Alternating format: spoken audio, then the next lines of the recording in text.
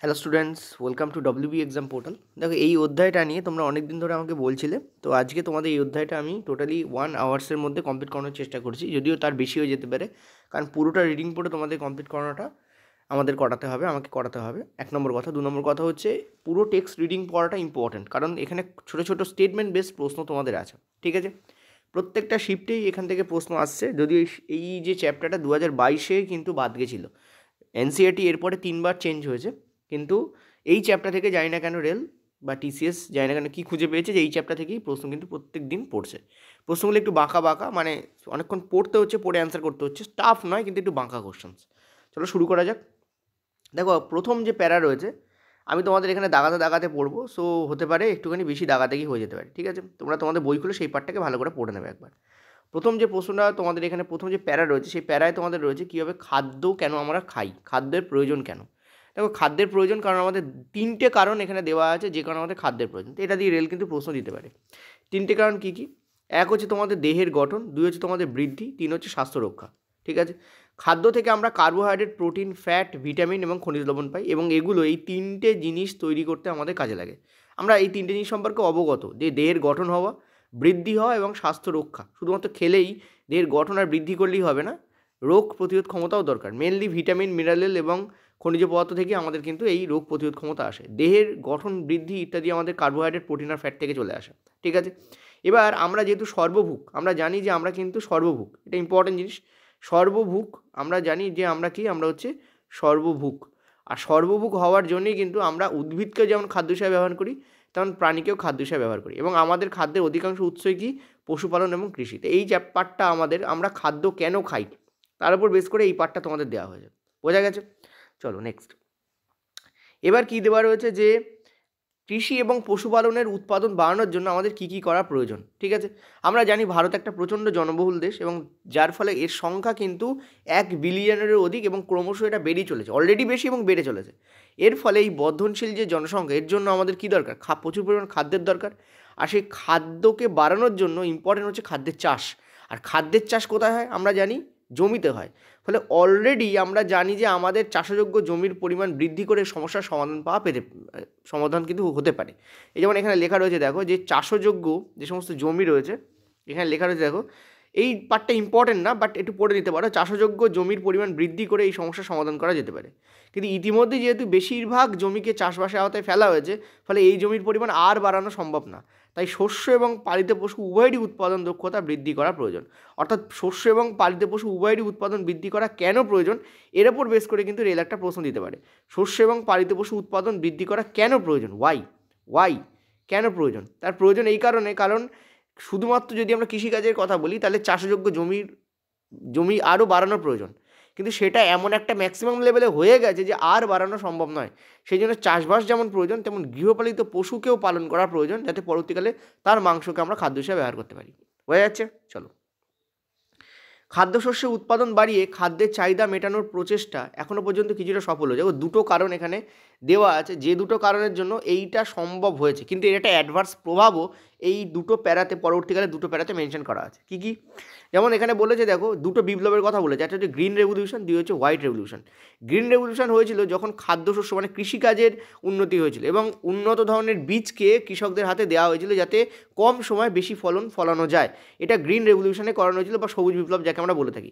White বিপ্লব হচ্ছে দুধের যোগান বৃদ্ধি, ডেয়ারি প্রোডাক্টের পরিমাণ বৃদ্ধি, যাতে প্রোটিন, ফ্যাট ইত্যাদি জিনিসগুলো শরীরে ঢোকে। কারণ মেনলি আমরা যে কৃষিজ খাদ্যগুলো খাই, সেগুলো কার্বোহাইড্রেট বেশি থাকে, যেমন ধান, গম, জোয়ার, বাজরা, ভুট্টা ইত্যাদিতে কিন্তু ফাইবার তো থাকেই, কিন্তু ফাইবারের কোয়ান্টিটি লেস, কার্বোহাইড্রেট কোয়ান্টিটি বেশি থাকে।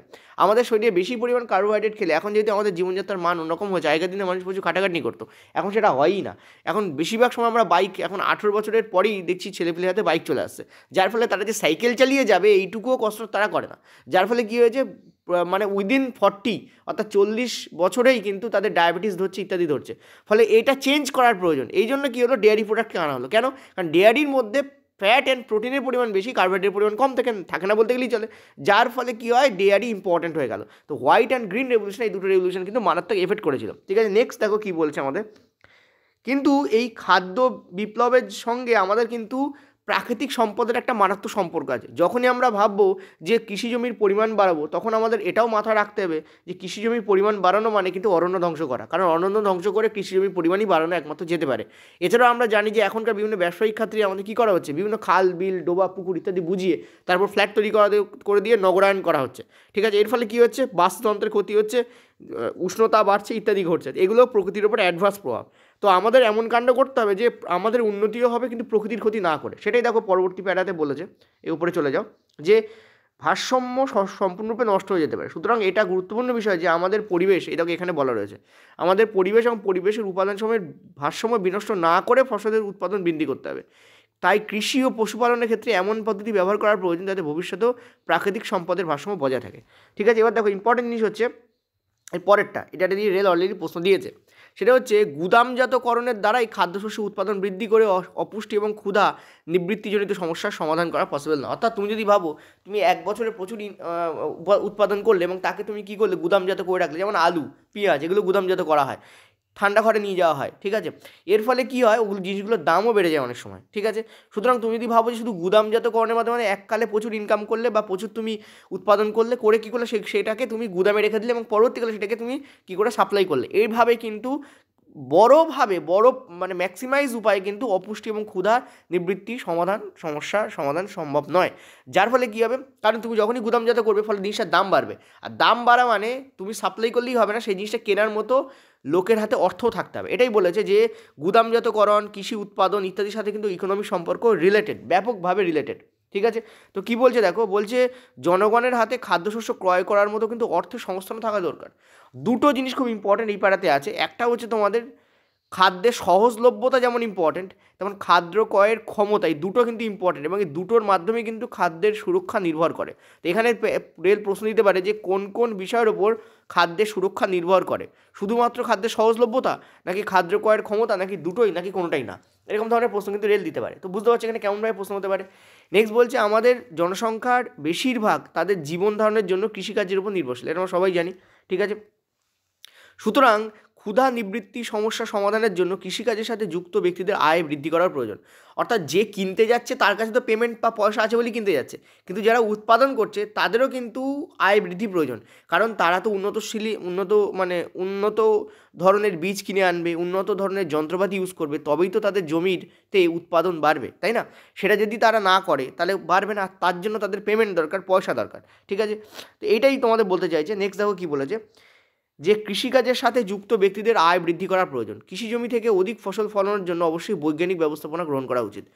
সুস্থায়ী জীবিকা নির্বাহের জন্য মিশ্র চাষ, ইন্টারক্রপিং এবং সুসংগত চাষ ইত্যাদি পদ্ধতি ব্যবহার করা যেতে পারে। এর থেকে রেল প্রশ্ন দিতে পারে যে কিভাবে আমরা তোমাদের কী কী পদ্ধতি ব্যবহার করা যেতে পারে সুস্থায়ী জীবিকা নির্বাহের জন্য।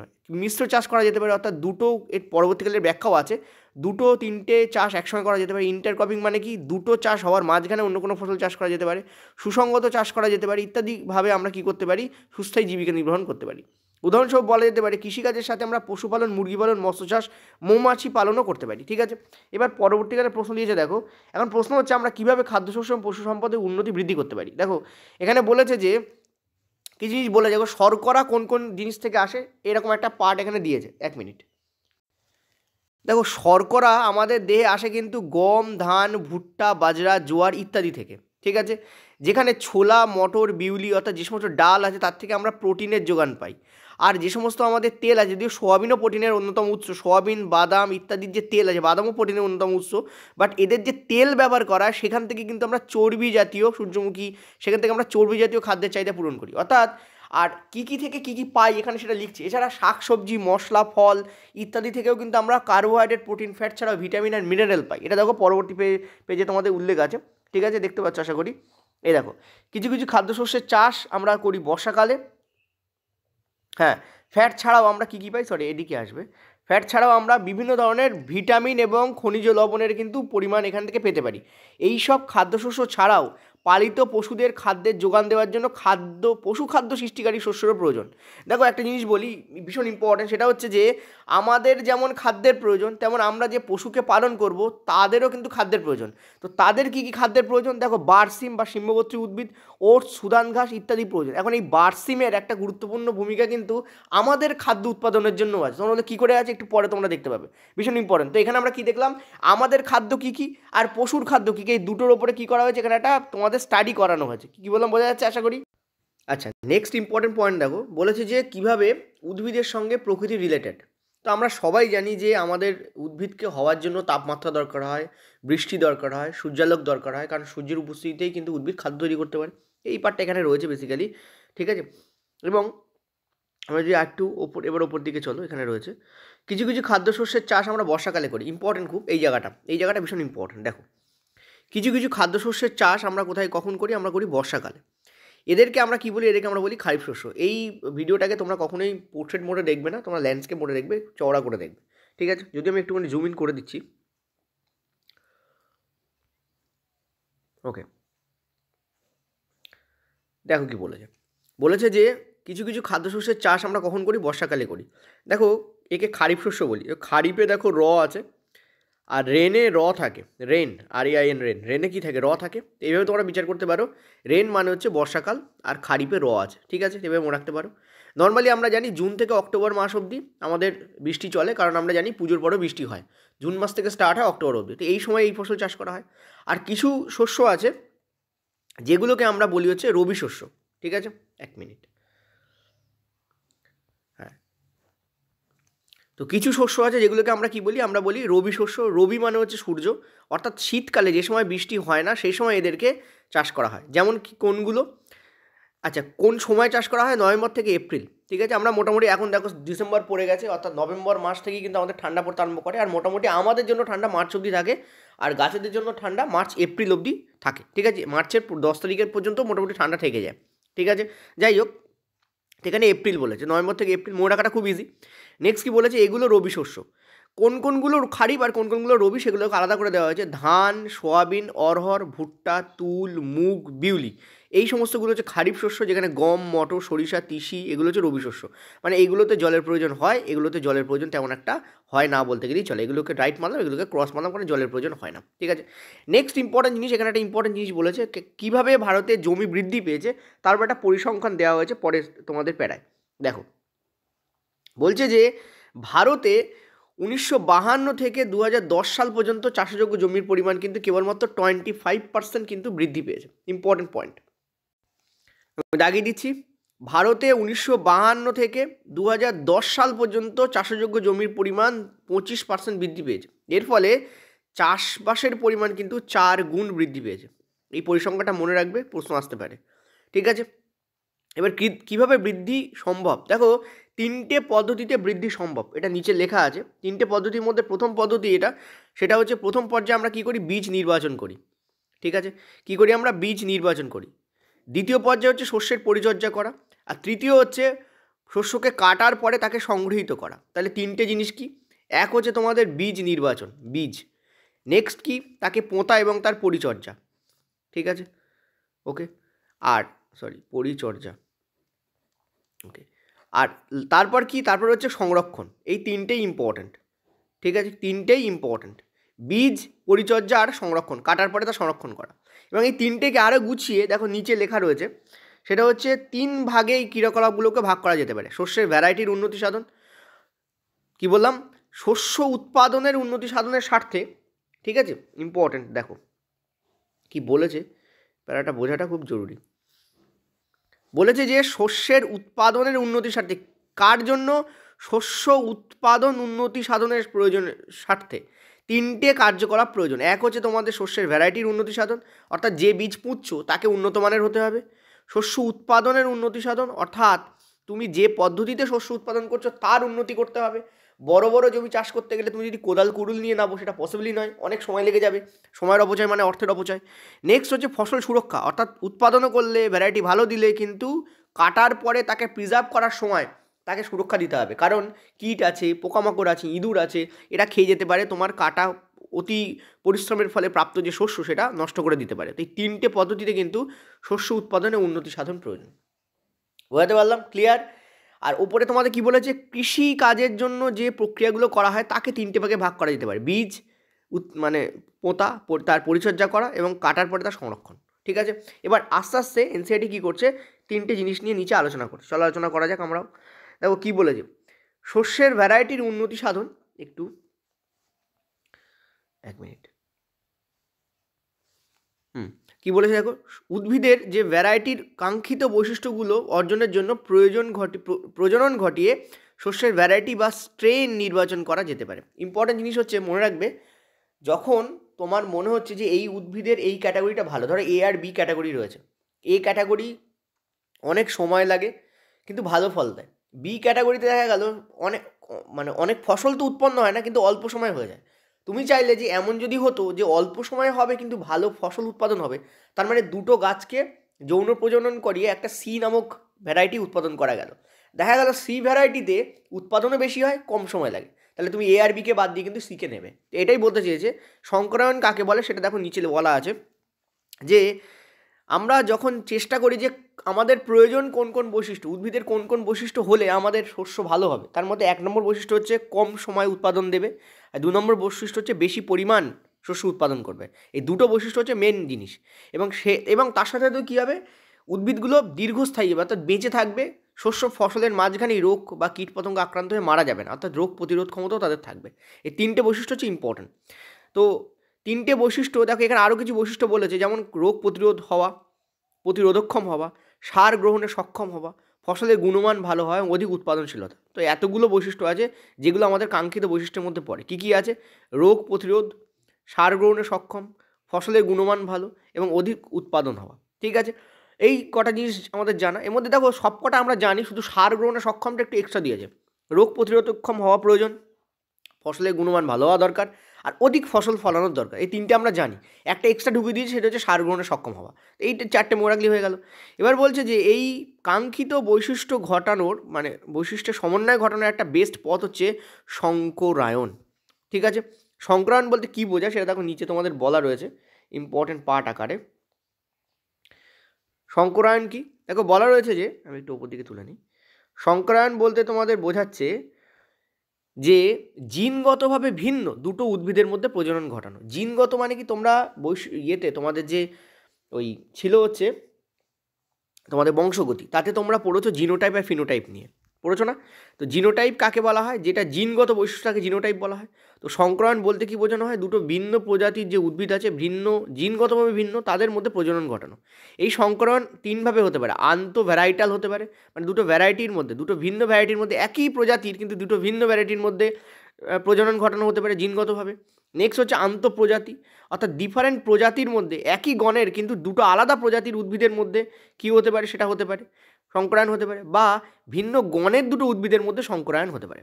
ঠিক আছে, এই 3টে হচ্ছে সংকরায়ন হতে পারে কীভাবে, 3টে দেওয়া রয়েছে। 3টে ইম্পর্টেন্ট, বুঝতে পারছো আশা করি।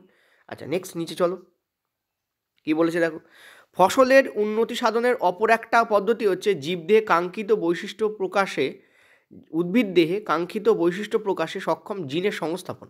দেখো জিনকে তো মেলাচ্ছি, কিন্তু যদি এরকম দেখা যায় যে জিন দুটোকে মেলালাম তারা একে অপরের বৈশিষ্ট্য নিতে পারছে না, তাহলে গণ্ডগোল। অর্থাৎ আমাকে বাঁচতে হবে সেই জিন যে বৈশিষ্ট্য আমরা চাইছি সেই বৈশিষ্ট্য প্রকাশও করতে পারে এবং তাকে নিতেও পারে। এর ফলে জিনগতভাবে পরিবর্তিত শস্যের, অর্থাৎ জেনেটিক্যালি মডিফাইড শস্যের উৎপত্তি হবে। ঠিক আছে, তো আশা করি বোঝাতে পারছি যে এর সাথে সাথে আরেকটা ইম্পর্ট্যান্ট টপিক এখানে তোমাদের বলেছে, সেটা কি, উদ্ভিদ দেহে কাঙ্ক্ষিত বৈশিষ্ট্য প্রকাশে সক্ষম জিন সংস্থাপন করতে হবে, তা না হলে কিন্তু এটা পসিবল না। ঠিক আছে, এবং জিনগতভাবে পরিবর্তিত শস্য এইভাবে উৎপন্ন হওয়া পসিবল। নেক্সট দেখো নিচে কি বলেছে, এটা একটু বড় হবে এবং হয়তো আমার টাইমও লাগবে। এইভাবে যদি আমি তোমাদের দাগিয়ে বুঝিয়ে পড়াই তাহলে বেশ টাইম লাগবে। নেক্সট কী বলেছে দেখো, বলেছে যে চাষের জন্য শস্যের নতুন ভ্যারাইটির গ্রহণযোগ্য হওয়ার ক্ষেত্রে এটা দেখা জরুরি এই ভ্যারাইটিটি বিভিন্ন অঞ্চলে ভিন্ন ভিন্ন পরিবেশে অধিক ফলন দিতে পারে কিনা। দেখা গেল চেন্নাই তুমি যদি যাও, চেন্নাই অত্যন্ত শুষ্ক আর আমাদের পশ্চিমবঙ্গ অনেক বেশি আর্দ্র। তুমি যদি দেখা গেল পশ্চিমবঙ্গের আর্দ্র পরিবেশে জন্মানো একটা গাছ চেন্নাইতে গিয়ে মারা যাচ্ছে, তার মানে সেটা কিন্তু অল ইন্ডিয়াতে চলবে না সেই গাছ, অর্থাৎ ব্যাপ্তি বড় হতে হবে তার। সব পরিবেশে মানিয়ে চলবে এমন একটা গাছের শ্রেণীকে পাওয়া তোমার উচিত। মানে এমন গাছকে তুমি চাইবে এমন গাছ পাওয়া, যে এমন গাছকে আমি নেব যে গাছ সব ধরনের পরিবেশে কী হবে, বাঁচবে। তো কৃষকদের ওই নির্দিষ্ট ভ্যারাইটির উচ্চ গুণমান সম্পন্ন বীজকে সরবরাহ করার প্রয়োজন, কারণ যারা চাষ করবে তাদের হাতে তো বীজ থাকা দরকার। অর্থাৎ এই বীজগুলো যাতে একই ভ্যারাইটির হয় এবং একই পরিবেশে অঙ্কুরিত হতে পারে সেটা দেখাও কিন্তু জরুরি। বোঝাতে পারলাম?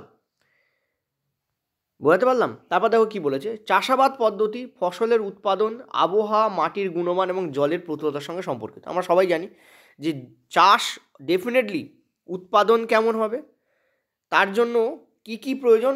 এক হচ্ছে আবহাওয়া প্রয়োজন, চায়ের জন্য জল দাঁড়াবে না এমন জমির প্রয়োজন হয়, আর ধানের জন্য জল দাঁড়িয়ে থাকবে এমন জমির প্রয়োজন হয়। তার মানে দুটো জিনিস আলাদা, ঠিক আছে? তাহলে কোথায় জল বেশি কোথায় জল কম, এছাড়াও টেম্পারেচার, মাটির গুণমান কেমন সেগুলো নির্ভর করে, ঠিক আছে? যেহেতু আমাদের দেশে খরা বন্যার মতো পরিস্থিতি হয়, ফলে ভিন্ন ভিন্ন জলবায়ুতে জন্মাতে পারে এমন ভ্যারাইটিগুলিরই চাষের জন্য উপযোগী হয়। একইভাবে মৃত্তিকার উচ্চ লবণাক্ততা সহ্য করতে পারে এমন ভ্যারাইটিরও সৃষ্টি করা হয়েছে। অর্থাৎ ভিন্ন ভিন্ন জলবায়ুতে জন্মাতে পারে এমন যেমন উদ্ভিদ আমাদের কাছে আছে, তেমন এমন উদ্ভিদও আছে যারা মাটির যে লবণাক্ততা সেটা সহ্য করতে পারে। এখানে বলেছে যে কয়টি প্রভাবকের দ্বারা ভ্যারাইটির উন্নতি সাধন করা হয়েছে সেগুলো হলো, দেখো এই পার্টটা ইম্পর্টেন্ট, বুঝতেই পারছো কী কী পদ্ধতির মাধ্যমে, এই জায়গাটা ইম্পর্টেন্ট, কী কী পদ্ধতির মাধ্যমে ভ্যারাইটির উন্নতি সাধন করা হয়েছে সেই ব্যাপারটা ইম্পর্টেন্ট। কী কী সেগুলো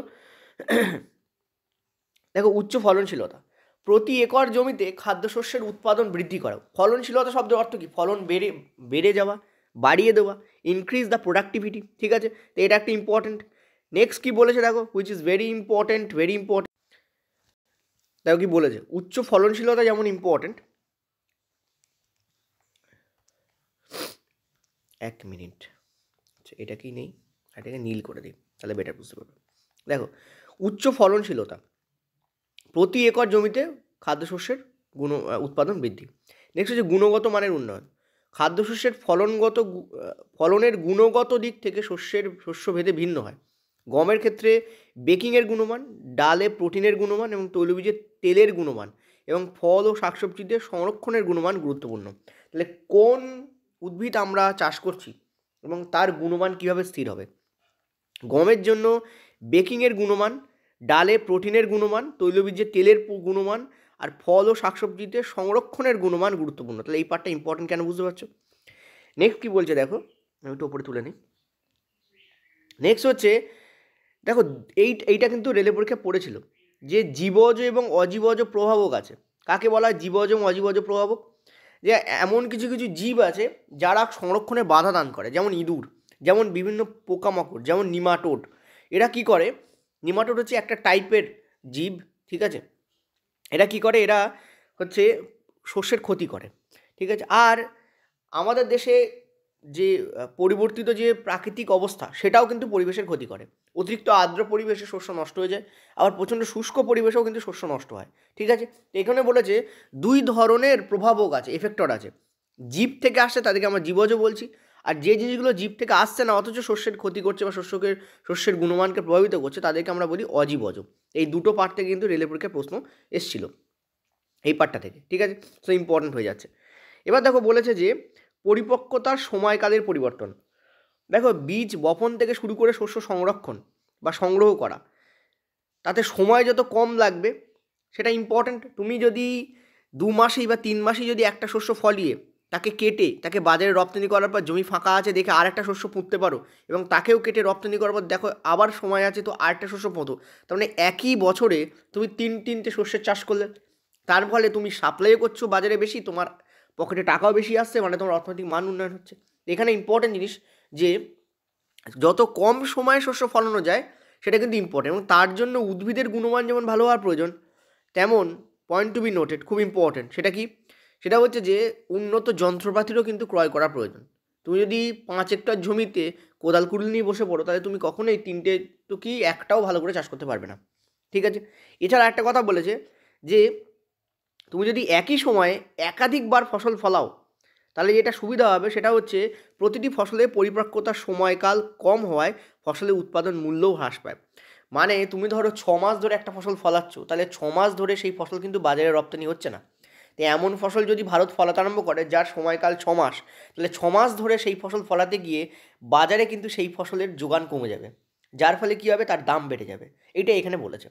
নেক্সট কি বলছে, ফসল সংগ্রহকারে ফসলের ক্ষতির পরিমাণও হ্রাস পায় যদি তুমি একসাথে অনেকগুলো ফসল কম সময়ে আমদানি মানে কাটতে পারো বা সংগ্রহ করতে পারো। ঠিক আছে, এবার বলছে বিস্তৃত পরিসর অভিযোজন ক্ষমতা। এটা নিয়ে আমি তোমাদের একটু আগেই বলেছি যে পশ্চিমবঙ্গে আর্দ্র পরিবেশে যে ফসল ভালো হয় সেটা তামিলনাড়ু শুষ্ক পরিবেশে যদি ভালো হয় তাহলে সেই ফসলের চাহিদা বা সেই ফসল কৃষকরা করতে চাইবে। কেন? কারণ ডিফারেন্ট সিচুয়েশানে তারা ভালো ফল দিচ্ছে, ফলে পরিবেশ নিয়ে তাদের মাথা ঘামানোর দরকারই পড়বে না, এটাই বলতে চেয়েছে। নেক্সট কী বলেছে দেখো, দেখো বিভিন্ন স্থানে বিভিন্ন জলবায়ুতে যদি একটাই ভ্যারাইটি চাষ করা যেতে পারে তাহলে সেটা ব্যাপক উন্নতি হবে। নেক্সট বলেছে কৃষি সংক্রান্ত কাঙ্ক্ষিত বৈশিষ্ট্য। দেখো পশু খাদ্য হিসাবে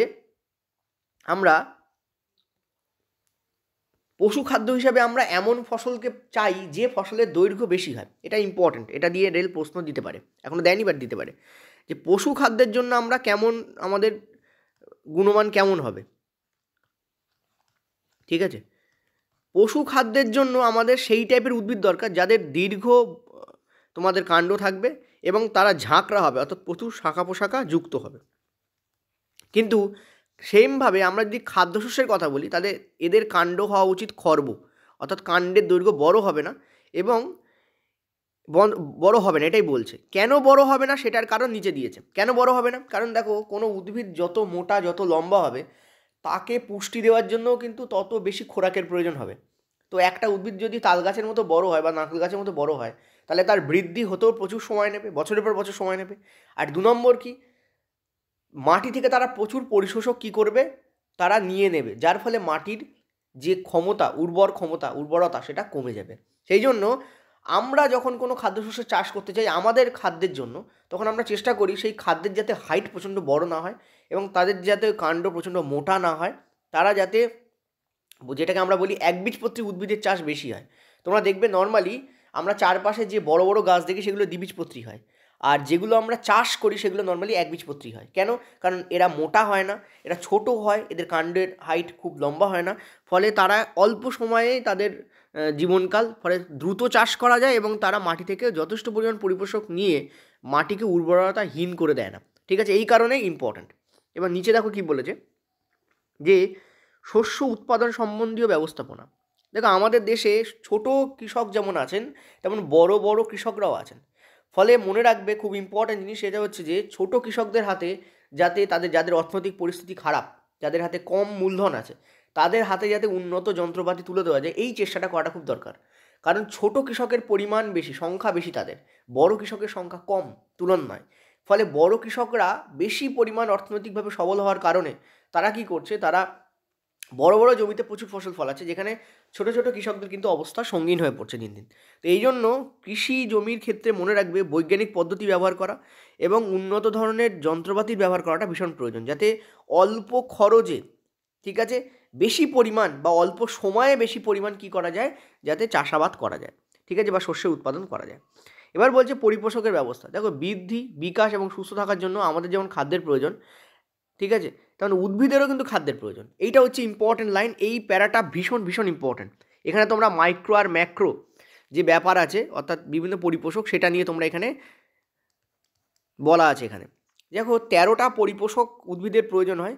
উদ্ভিদ এখানে একটা তোমাদের এখান থেকে কিছু পড়তে হবে না, তোমরা একটা কাজ করো, একটা ছক দেওয়া আছে, ছকটাকে দেখো তাহলেই হয়ে যাবে। এই ছকটাকে ভালো করে দেখো, এই ছকটা ভীষণ ইম্পর্ট্যান্ট। এই যে ছক আছে, ছকটাকে প্লিজ ভালো করে দেখো, এই ছকটা কী বলতে চেয়েছে দেখো ভালো করে। দেখো আমরা জানি আমাদের উদ্ভিদের পরিপোষক দরকার, একটু আগে পড়েছি। বায়ু থেকে উদ্ভিদ যে পরিপোষক পায় সেগুলো হচ্ছে কার্বন আর অক্সিজেন। জল থেকে উদ্ভিদ যে পরিপোষক পায় তাকে বলি হাইড্রোজেন আর অক্সিজেন। মাটি থেকে এতগুলো পায়, তার মধ্যে অতিমাত্রায় যাকে আমরা বলি ম্যাক্রো, ঠিক আছে, আর কম মাত্রায় দরকার যাদেরকে আমরা বলি মাইক্রো, ঠিক আছে। ম্যাক্রোনিউট্রিয়েন্ট আর মাইক্রোনিউট্রিয়েন্ট। ম্যাক্রোনিউট্রিয়েন্ট কোনগুলো, যেমন দেখো আমি লিখে দিচ্ছি এখানে তোমাদের, এন, পি, কে, এই তিনটে। এন মানে হচ্ছে নাইট্রোজেন, পি মানে ফসফরাস, কে মানে হচ্ছে পটাশিয়াম, কে থেকে আসছে কা, ঠিক আছে, কে কা বলে মনে রাখতে পারো, কে কা একজনের নাম হতে পারে, তো কে কা, ঠিক আছে। কা মানে হচ্ছে ক্যালসিয়াম, আর ক্যালসিয়াম সাথে শিয়াম আছে, তো ম্যাগনেসিয়ামের সাথেও শিয়াম আছে, আর হচ্ছে তোমাদের সালফার। এই যে বললে 1, 2, 3, 4, 5, 6টা, এই 6টাই এনসিইআরটি উল্লেখ আছে, যদি আরও হয় বাট এই কটাই তোমাদের এখানে উল্লেখ আছে। এগুলোকে বলা হয় ম্যাক্রো, ঠিক আছে। আর মাইক্রো কোনগুলো, মাইক্রো হচ্ছে নিচে লেখা দেখো আয়রন অর্থাৎ এফি, ম্যাঙ্গানিজ অর্থাৎ Mn, বোরন মানে বি, মালবোডিনাম, আর তোমাদের কি আছে, তোমাদের হচ্ছে ক্লোরিন। ঠিক আছে, এই যে তোমরা দেখলে মাইক্রোর মধ্যে এই কটা পড়ে। ঠিক আছে, এরা হচ্ছে ইম্পর্ট্যান্ট। কি বললাম, এরা হচ্ছে কি ইম্পর্ট্যান্ট। তো আয়রন, ম্যাঙ্গানিজ, বোরন, মালবোডিনাম এবং ক্লোরিন, এই কটা হচ্ছে ইম্পর্টেন্ট। এছাড়াও সালফারও আছে, সোডিয়ামও আছে, সালফার না সোডিয়াম, কিন্তু সোডিয়াম এখানে দেওয়া নেই, দরকার নেই আমাদের, যখন দেওয়া নেই তখন অসুবিধা নেই। তো লোহা, ম্যাঙ্গানিজ, বোরন, মালবোডিনাম, ক্লোরিন এগুলো ইম্পর্টেন্ট। ঠিক আছে, এছাড়াও আরও হয়, কিন্তু এনসিইআরটি তোমাদের 10th লেভেলে এই কটাই দিয়ে রেখে দিয়েছে। যেগুলো বেশি পরিমাণ লাগে তাদের আমরা অতিমাত্রিক পরিপোষক বা ম্যাক্রো নিউট্রিশনস বলি, যেগুলো কম পরিমাণে লাগে তাদের আমরা এটা বলি। কিন্তু এই পরিপোষকগুলো কম লাগুক আর বেশি লাগুক, এদের কিন্তু উদ্ভিদের ওপর এদের প্রভাব কিন্তু মারাত্মক। কী প্রভাব আছে চলো নিচে পড়ে নেবো। কি বলছে দেখো, বলছে যে এই সব পরিপোষকের ঘাটতি উদ্ভিদদের বিভিন্ন শারীরবৃত্তীয় প্রক্রিয়া যেমন জনন, বৃদ্ধি এবং রোগের প্রতি সংবেদনশীলতা ইত্যাদিকে প্রভাবিত করে। মনে রাখবে, কিছু কিছু পরিপোষক না থাকলে উদ্ভিদের কিন্তু পোকামাকড়, ব্যাকটেরিয়া ইত্যাদি আক্রমণ করতে পারে, ফলে উদ্ভিদের কিন্তু বৃদ্ধি কমে যেতে পারে। ঠিক আছে, আরেকটা জিনিস ইম্পর্টেন্ট, সেটা হচ্ছে পরিপোষকগুলো আসবে কোথা থেকে। দেখো, দুটো পদ্ধতিতে পরিপোষক আসে। একটা হচ্ছে যদি আমরা জৈব সার ব্যবহার করি, আর দুই হচ্ছে আমরা যদি রাসায়নিক সারকে ব্যবহার করতে পারি। ঠিক আছে, তো নিচে সেইগুলো নিয়ে আলোচনা করা আছে। দেখো, জৈব সার কাকে বলে আমরা সবাই জানি, যে সারে জৈব পদার্থের পরিমাণ বেশি। জৈব সার চাষ করলে যেটা হয় সেটা হচ্ছে মাটির উর্বরতা বৃদ্ধি পায় এবং মাটিতে বাস্তুতন্ত্রের কোনো ক্ষতি হয় না। এবং জৈব সারের দুটো জিনিস এখানে বলা আছে ভীষণ ইম্পর্ট্যান্ট, সেটা হচ্ছে যে জৈব সার তুমি যদি ব্যবহার করো তাতে কিন্তু মাটির জল ধারণ ক্ষমতা বাড়ে। যেমন বেলে মাটির জল ধারণ ক্ষমতা কিন্তু জৈব সারের মাধ্যমে বাড়ানো যেতে পারে। ঠিক আছে, কাদা মাটির অতিরিক্ত পরিমাণ জল জৈব পদার্থ নিষ্কাশনে সাহায্য করে। যে মাটিতে জল নেই তাতে জল দেওয়া, আর যে মাটিতে জল বেশি তার জল বার করে দেওয়া, এটা কিন্তু প্রচণ্ড ইম্পর্টেন্ট। জৈব সার কিন্তু এই কাজটা করে এবং মাটিতে জল জমে থাকা রোধ করে কে জৈব সার। এই জায়গাটা ইম্পর্টেন্ট, কেন বুঝতে পারছো আশা করি। ঠিক আছে, নেক্সট কী বলেছে, জৈব সার হিসাবে জীবজ বর্জ্য ব্যবহার করা যেতে পারে। দেখো, তোমার বাড়িতে হয়তো একটা মুরগির খামার আছে, মুরগির পোলট্রি খামার আছে। তো মুরগির যে তোমাদের রেচনকৃত পদার্থ, সেগুলোকে কিন্তু জৈব সার হিসেবে ব্যবহার করা যেতে পারে। যেমন গরুর গোবরকে ব্যবহার করা যেতে পারে। ঠিক আছে, অর্থাৎ পশুজ যে সমস্ত রেচন পদার্থ বা তোমার বাড়িতে যে সমস্ত সবজির কাটা অংশ, ওয়েস্টেজ, সেগুলোকে কিন্তু তুমি ইজিলি কী করতে পারো, জৈব সার হিসেবে ব্যবহার করতে পারো। তো জৈব সার কিন্তু তোমার বাড়িতেই অ্যাভেলেবেল আছে, তার জন্য বাজার থেকে প্রচুর টাকা দিয়ে কিন্তু জৈব সার কেনার প্রয়োজন হয় না। যদিও বাজারেও জৈব সার পাওয়া যায় এবং অর্গানিক ফার্মিংয়ের ক্ষেত্রে, বৃহত্তর ক্ষেত্রে আমরা দেখি বাজার থেকে জৈব সার কিনতে, এবং তার দাম মারাত্মক হয়। ঠিক আছে, রাসায়নিক সারের থেকে জৈব সারের দাম কিন্তু মারাত্মক হয়, বেশি হয়। কারণ কি, কারণ প্রয়োজনীয়তার যোগান যেমন কম, তেমন তার প্রয়োজনও মানুষ কম উপলব্ধি করে, ফলে যে কিনতে যায় তাকে বেশি টাকা দিয়ে কিনতে হয়, এটাই কারণ। নেক্সট বলছে দেখো, যে এই যে জীবজ বর্জ্যের ব্যবহার, জীবজ বর্জ্য কোথায় ব্যবহার করছে, জৈব সার হিসেবে ব্যবহার করছে, এবং তার ফলে খামারে যে বর্জ্য উৎপন্ন হচ্ছে তা কিন্তু পুনরাবর্তনের একটা পথ কিন্তু জৈব সার। অর্থাৎ তোমার খামারটা পরিষ্কার হয়ে যাচ্ছে, কারণ তুমি সেই যে রেচন পদার্থগুলোকে তুলে নিয়ে জৈব সার হিসেবে ব্যবহার করছো কোথায়, জমিতে গিয়ে, ফলে খামারও পরিষ্কার থাকছে। তাহলে কী হচ্ছে, একটা রিসাইকেল ব্যাপার তৈরি হচ্ছে, যাকে পুনরাবর্তন বলা হয়েছে। ঠিক আছে, নেক্সট কী বলেছে, জৈব সার তৈরিতে ব্যবহৃত, দেখো বলেছে বস্তুগুলোকে দুই টাইপে ভাগ করা যেতে পারে। দেখো, এটা খুব ইম্পর্টেন্ট, এবার বুঝতে পারছো, ইম্পর্টেন্ট টপিক চলে আসছে।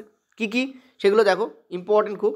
কী কী সেগুলো হচ্ছে তোমাদের বলছে কম্পোস্ট এবং ভার্মি কম্পোস্ট। কম্পোস্ট কখন, যখন তুমি নর্মালি তাকে পচিয়ে যখন জৈব সারে পরিণত করছো তাকে কম্পোস্ট বলা হয়। যদি তুমি কোনো জীবের সহায়তায় তাকে পচাও তাকে ভার্মি কম্পোস্ট বলা হয়। যেমন এখানে বলাও রয়েছে, দেখো, যে প্রক্রিয়ায় খামারে উৎপন্ন বর্জ্য পদার্থ যেমন পালিত পশুর মলমূত্র, শাকসবজির বর্জ্য, ওয়েস্টেজ যখন আমরা শাকসবজি কাটি তার, গৃহস্থালির বর্জ্য, নর্মলার বর্জ্য, খড়, জমি থেকে উৎপাদিত আগাছা, আমরা জানি ধান গম কেটে রাখার পরে একটা জমির এমন একটা পরিস্থিতি তৈরি হয় যেখানে নলখাগড়া আগাছা প্রচুর পরিমাণে জন্মায়। তো জমির ওই যে ধানের যে তলায় যে কাটা অংশগুলো থাকে সেগুলোকে কিন্তু আমরা জৈব সার হিসেবে ব্যবহার করতে পারি, এবং এগুলোর বিয়োজন ঘটানো হয় গর্তে ফেলে দিয়ে, তখন তাকে বলা হয় কম্পোস্টিং। কম্পোস্ট জৈব পদার্থ পরিপোষকে সমৃদ্ধ হয় ডেফিনেটলি। কম্পোস্ট তৈরিতে যদি কেঁচোর ব্যবহার করা যায় এবং তখন যদি বিয়োজন ঘটানো হয় তাকে বলা হয় ভার্মি কম্পোস্ট। কেঁচোকে ব্যবহার করে যখন জৈব সার তৈরি করছো তাকে বলা হয় ভার্মি কম্পোস্ট। এছাড়াও আমরা কম্পোস্ট, ভার্মি কম্পোস্ট তো পড়লাম, এছাড়াও আরেকভাবে আমরা জৈব সারকে ব্যবহার করতে পারি, সেটা হচ্ছে সবুজ সার। কীভাবে ব্যবহার করি সবুজ সার দেখে নাও, খুব ইম্পর্টেন্ট, কিন্তু এই পোর্শনটা ব্যাপকভাবে ইম্পর্টেন্ট। দেখো, বলেছে যে বীজ বপনের পূর্বে কৃষি জমিতে আমরা যদি এমন কিছু চাষ করি যেটা যেমন অতসী, ঝাড় শিম, যেগুলো শিম্বগোত্রী উদ্ভিদ। কেন চাষ করার তো বলা হচ্ছে শিম্বগোত্রী উদ্ভিদ, কারণ এদের যে মূল থাকে তাতে থাকে হচ্ছে রাইজোবিয়াম। ঠিক আছে। এই যে রাইজোবিয়াম এ কী করে, এ নাইট্রোজেনকে ফিক্স করতে পারে। দেখো উদ্ভিদ কিন্তু বাতাসের নাইট্রোজেনকে ডাইরেক্ট নিতে পারে না, তার জন্য উদ্ভিদের প্রয়োজন হয় এমন কিছু মেকানিজমে যার ফলে উদ্ভিদ বাতাস থেকে ডাইরেক্ট নাইট্রোজেনকে নিতে পারে। তো এরা হেল্প নেয় কার, রাইজোবিয়ামে। রাইজোবিয়াম কি করে, এদের যে মূল আছে তাতে কি গুটি তৈরি করে এবং সেই গুটির মধ্যে বাতাসের নাইট্রোজেনকে ফিক্স করে কি করে, সে এক ধরনের নাইট্রোজেন যৌগ তৈরি করে, যে যৌগগুলোতে উদ্ভিদ ডাইরেক্ট ব্যবহার করতে পারে। ফলে এই টাইপের জিনিস, এই যে শিম্বগোত্রী উদ্ভিদ, এই শিম্বগোত্রীয় উদ্ভিদগুলোকে তুমি যদি চাষ করো এবং চাষ করে তাদের দেহকে যদি তোলার পর যদি মাটিতে মিশিয়ে দাও, তাহলে তাদের মূলও মিশছে, মূলে থাকা গুটিও মিশছে, গুটিতে থাকা নাইট্রোজেনও মিশছে, যার ফলে জমিতে কী হবে, নাইট্রোজেন আর ফসফরাসের পরিমাণ বাড়বে, ফলে উর্বরতা বাড়বে। কারণ নাইট্রোজেন আর ফসফরাস হচ্ছে আমরা জানি ম্যাক্রো, এই দেখো ম্যাক্রোর মধ্যে পড়ে এনপিকে, তো এন আর পি এর চাহিদা কিন্তু এখান থেকে মিটে যেতে পারে। এবার তোমাদের মনে আছে হয়তো একটু আগে পশু খাদ্যের মধ্যে মনে করে দেখো ঝাড়সিম ছিল, তার মানে পশু খাদ্যেরও ব্যাপার মিটে যাচ্ছে, কারণ পশু তো ওপরের পাটটা খাবে, কাণ্ডের অংশটা খাবে, কিন্তু নিচে যে মূলে যে তোমাদের ওই যে রাইজোবিয়াম সমৃদ্ধ গুটিগুলো রয়েছে, যার মধ্যে আবার নাইট্রোজেন আর ফসফরাস রয়েছে, সেটা তো পশু খেয়ে ফেলছে না, সেটাকে তুলে তুমি পরবর্তীকালে জমিতে মিশিয়ে দিচ্ছ, যার ফলে কি হচ্ছে, জমির উর্বরতা বাড়ছে। অর্থাৎ একধারে পশুপালনের জন্য তার খাদ্যের ব্যবস্থা যেমন হয়ে যাচ্ছে পশু খাদ্যের, তেমন আবার জমির উর্বরতাও বাড়াচ্ছে এই গাছগুলো, অর্থাৎ দ্বিমুখী এর ব্যবহার, বোঝাতে পারছি। এইভাবে তুমি কাজ করতে পারো। এবার নিচে আসছে আমাদের রাসায়নিক সার, চলো দেখে নেওয়া যাক। দেখো কি বলছে, রাসায়নিক সার হচ্ছে আমরা সবাই জানি, রাসায়নিক সারে সব জিনিসই থাকে পরিমাণগতভাবে। যেমন তুমি একজন শিশুকে তুমি যেমন বাজারের যে দুধ, বিভিন্ন যে কোম্পানির দুধ আছে, নেস্ট্রাম ইত্যাদি তুমি খাওয়াতে পারো, ঠিক আছে, তেমন তুমি কিন্তু গরুর দুধও খাওয়াতে পারো। গরুর দুধ হচ্ছে একদম জৈবিক উপায়ে তৈরি, আর ওই দুধগুলো কি কেমিক্যাল উপায়ে তৈরি, যদিও ওতে পুষ্টি থাকে কিন্তু বুঝতেই পারছো আশা করি, প্রিজারভেটিভ থাকে ইত্যাদি থাকে, যে কারণে অনেক সময় ডাক্তাররা বাইরের খাবার সদ্যজাত শিশুদের খাওয়াতে বারণ করে, কিন্তু আজকাল মায়েদের সময় নেই, যার ফলে কী হয়েছে, মডার্ন মায়েদের ক্ষেত্রে কী হয়েছে, তারা সেই পরিমাণ টাইম ইনভেস্ট করে না, যার ফলে কী হয়েছে, ওই বাইরের খাবারই শিশুদের খাওয়াতে হয়। তো ছোটোবেলা থেকে তারা কিন্তু প্রিজারভেটিভ বা প্যাকেটজাত খাদ্য খেয়ে বড়ো হচ্ছে, ফলে তাদের 12টা বাজছে, তাদের কিসের, পুষ্টির 12টা তাদের বাজে, ঠিক আছে। যাই হোক, দেখো কী বলছে, ইম্পর্টেন্ট জিনিস, সেটা হচ্ছে যে অনেক সময় মনে রাখবে, তুমি যখন কোনো খাদ্যকে বেশি পরিমাণ প্রিজারভেটিভ দিয়ে সেটাকে তুমি যখন বাজারে চালনা করছো, তখন সেটা যখন মানুষের শরীরে ঢুকছে, তখন তাতে অনেক রকমের জিনিস থাকে, কার্সিনোজেনও থাকে অনেক সময়, ছোটোখাটো বিপদ যেমন আসতে পারে, বড় বড় বিপদ অনেক সময় আসতে পারে, ঠিক আছে। এটা আমাদের এনসিইআরটি চ্যাপ্টার অনুযায়ী আমরা যেটা দেখতে পাচ্ছি, সেটা হচ্ছে আমাদের নাইট্রোজেন, ফসফরাস, পটাশিয়াম ইত্যাদি কিন্তু কী হয়, সরবরাহ করা যায় রাসায়নিক সার দ্বারা, ঠিক আছে, যা উদ্ভিদের সঠিক বৃদ্ধিকে কিন্তু সুনিশ্চিত করে। কিন্তু নাইট্রোজেন, ফসফরাস ইত্যাদি থাকলেও রাসায়নিক সার ব্যবহারের একটা গুরুত্বপূর্ণ জিনিস হচ্ছে, রাসায়নিক সারকে কিন্তু সঠিক মাত্রায় ব্যবহার করতে হয়, ঠিক আছে। তুমি যদি কোনো জৈব জিনিসকে বেশি পরিমাণে ব্যবহার করো, তাহলে সেটা অতটা মানে কুপ্রভাব দেয় না, যতটা রাসায়নিক জিনিসকে উল্টোভাবে ব্যবহার করলে হয়, ঠিক আছে। তো বলছে দেখো, এক তো বেশি পরিমাণ রাসায়নিক সার কিন্তু জমির উর্বরতা কমিয়ে দেয়, এটা জানো কি না জানি না, অতিমাত্রায় যদি রাসায়নিক সার ব্যবহার করো তাহলে কিন্তু সেটা জমির উর্বরতা কমায়, ঠিক আছে। এরকম এখানে লেখা রয়েছে, রাসায়নিক সারের হ্যাঁ, জমিতে রাসায়নিক সারের ক্রমাগত ব্যবহার জমির উর্বরতা হ্রাস করে, কারণ রাসায়নিক সারের প্রভাবে মৃত্তিকা স্থিতিতে যে সমস্ত অণুজীব থাকে তারা কিন্তু মারা যায়, ঠিক আছে। গেল আর একটা ইম্পর্টেন্ট জিনিস যেটা এর আগে লেখা রয়েছে, সেটা হচ্ছে রাসায়নিক সার ব্যবহার করে তুমি যদি সেখানে অতিমাত্রায় জলসেচ করো, সেই জল যেদিকে ঢাল পাবে সেদিকে গড়াবে, ফলে রাসায়নিক সার ধুয়ে বেরিয়ে যায়, এবং কি হয়, সেগুলো যে নদী নালায় গিয়ে জমা পড়ছে সেখানে গিয়ে ক্ষতি করে। এছাড়া বেশি পরিমাণ যদি জলসেচ হয়, তাহলে উদ্ভিদ দেহ সেই রাসায়নিক সার শোষণ করতে পারে না, এবং এই অতিরিক্ত রাসায়নিক সার কী করে, জল দূষণ ঘটায়। তো এই দুটো পয়েন্ট ইম্পর্টেন্ট, যে রাসায়নিক সার কীভাবে আমাদের ক্ষতি করতে পারে। এর ফলে আমরা যেটা করি সেটা হচ্ছে অর্গ্যানিক ফার্মিং করি। চলো অর্গ্যানিক ফার্মিং কি দেখে নেওয়া যাক। দেখো এই যে জৈব চাষ, তো এখানে দেখতে পাচ্ছ তোমাদের বলা রয়েছে যে কীভাবে রাসায়নিক সারকে আমরা ব্যবস্থা করতে পারি। তো যা রাসায়নিক সারের ব্যবহার কমানোর জন্য আমরা অর্গ্যানিক ফার্মিং করি, এটা দিয়ে রেল অলরেডি প্রশ্ন কিন্তু তোমাদের দিয়েছে। তো কী দিয়েছে দেখা যাক, রেল কি প্রশ্ন দিয়েছে। দেখো খুব ইম্পর্ট্যান্ট, সেটা হচ্ছে যে জৈব সার কাকে বলা হয়, জৈব চাষ কাকে বলা হয়, যখন আমরা জৈব সার যা দিয়ে তৈরি হয়, যেমন একটু আগে দেখলাম শিম্বগোত্রী উদ্ভিদের যে অবস্থা, মানে তার মূলের যে অংশ বা তার গাত্রদেশ বা তার দেহ, তাকে সবুজ সার হিসেবে ব্যবহার করা যেতে পারে, কম্পোস্ট, ভার্মি কম্পোস্ট ব্যবহার করা যেতে পারে, অর্থাৎ এমন কিছু যেখানে আমরা রাসায়নিক সারকে জৈব সার হিসেবে ব্যবহার করছি, রাসায়নিক সার ব্যবহার করছি না, সারকে জৈব সার হিসেবে ব্যবহার করছি। নেক্সট হচ্ছে আমরা আগাছা কীটনাশকও আমরা রাসায়নিকভাবে ব্যবহার করছি না, তাকে আমরা জৈব উপায়ে ব্যবহার করছি বা খুব কম পরিমাণ রাসায়নিক সার ব্যবহার করছি। এই ধরনের ফার্মিং বা কৃষিকাজকে বলা হয় জৈব চাষ, এটাকে অর্গানিক চাষ বলা হয়। এখানে বলাই রয়েছে যে সেই চাষাবাস পদ্ধতি যেখানে সার, আগাছা, কীটনাশক হিসাবে কোনো রাসায়নিক পদ্ধতির ব্যবহার অল্প মাত্রায় করা হয় বা একেবারেই করা হয় না। এই চাষ পদ্ধতিতে অতিমাত্রায় জৈব সার, পুনরাবর্তিত খামার বর্জ্য, একটু আগে তোমাদের বলেছি সেটা কি, ইত্যাদিকে ব্যবহার করা হয়। এই চাষ পদ্ধতিতে জৈব সার প্রস্তুতির জন্য নীলাভ সবুজ শৈবালের মতো সজীব বস্তুর কালচার করা হয়। এইটাকে দিয়ে কিন্তু রেল প্রশ্ন দিয়েছিল যে জৈব সার পদ্ধতিতে নিচের কোনটা করা হয়, বাকিগুলো অপশানে ছিল না, মানে ভুল অপশান ছিল, এটা তোমাদের কারেক্ট অপশান ছিল যে নীলাভ সবুজ শৈবালের মতো সজীব বস্তুর কিন্তু কালচার করা হয়। ঠিক আছে। শস্য সংরক্ষণের জন্য জৈব কীটনাশক যেমন নিম পাতা এবং হলুদের ব্যবহার করা হয়। ঠিক আছে। এছাড়াও বিভিন্ন শস্য চাষ পদ্ধতিরও ব্যবহার করা হয়, অর্থাৎ এই পদ্ধতিতে কিন্তু বিভিন্ন শস্য চাষেরও ব্যবস্থা করা হয়েছে, যেমন মিশ্র চাষ এবং ইন্টারক্রপিং। ঠিক আছে।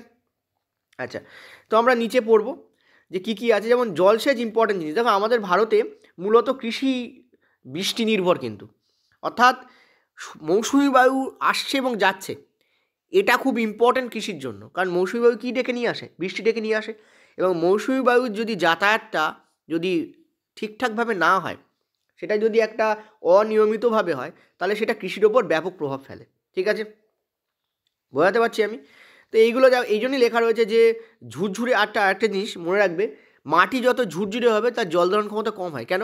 ওপরের স্তরের জল খুব অনায়াসে নিচের স্তরে চলে যায় যদি মাটি ঝুরঝুরে হয়, যার ফলে যদি খরা হয় এইসব মাটিতে, যে মাটি ঝুরঝুরে, সেই সব মাটির ক্ষেত্রে কিন্তু আরও বেশি এফেক্টিভ কুপ্রভাব হয়। কেন?